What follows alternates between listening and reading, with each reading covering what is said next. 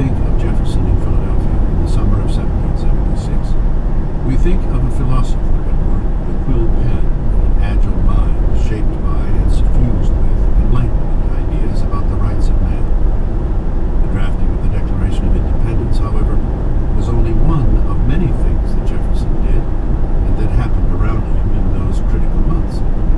The onslaught of military reports, wartime supply issues, and intelligence and rumor about subversion from within taught him about the centrality of national security, the dangers of conspiracy, and the eternal need to manage public opinion. The work was exhausting. The politics of the moment were fraught with fears of conspiracies, loyalists plotting at home, and of Indian attacks on the frontier.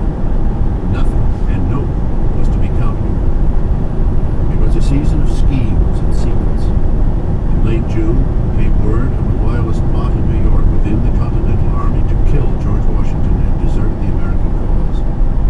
The mayor of New York was said to be part of the conspiracy. A member of Washington's personal bodyguard detail was condemned to death. The British, meanwhile, were gathering force. Depressed and harried, Jefferson could find little good news. Our camps recruit slowly, amazingly slowly, he told Richard Henry Lee in July. God knows in what it will end. In the context of the time, the drafting of the Declaration, which was treason, and the ongoing, not particularly successful military operations, the atmosphere in America was charged.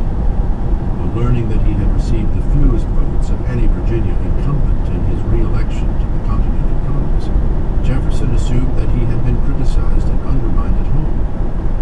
It is a painful situation to be 300 miles from one's country, and thereby open to secret assassination without a possibility of self-defense, he said. Jefferson believed the work of his hands would vindicate him. If any doubt has arisen as to me, my country will have my political creed in the form of a declaration, etc., which I was lately directed to draw. Virginians were particularly frustrated by a war with the Cherokees. Jefferson's views of Native Americans were a bit more nuanced than those of many of his fellow white contemporaries, but only a bit. Fascinated by Indian language and culture, Jefferson often sought artifacts and information to satisfy a genuine curiosity about America's original inhabitants. He believed Indians a noble race. At his core, though, Jefferson shared the prevailing views of white landowners, that Indian lands were destined to belong to whites, and the Indians themselves should be inculcated in the ways of the whites. Tribes who allied with Britain, or with any of the other European powers, were direct threats to the revolutionary enterprise.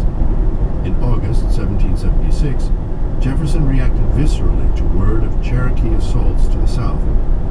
Nothing will reduce those wretches so soon as pushing the war into the heart of their country, Jefferson wrote. But I would not stop there. I would never cease pursuing them while one of them remained on this side of the Mississippi. It was a telling reaction, one that foreshadowed the fate of a race. In the summer of 1776, Jefferson spent time planning for the difficult work of government. In one case, he wrote a proposed constitution for Virginia. In another, he closely followed the Congress's debates over a national government and the content of what Jefferson referred to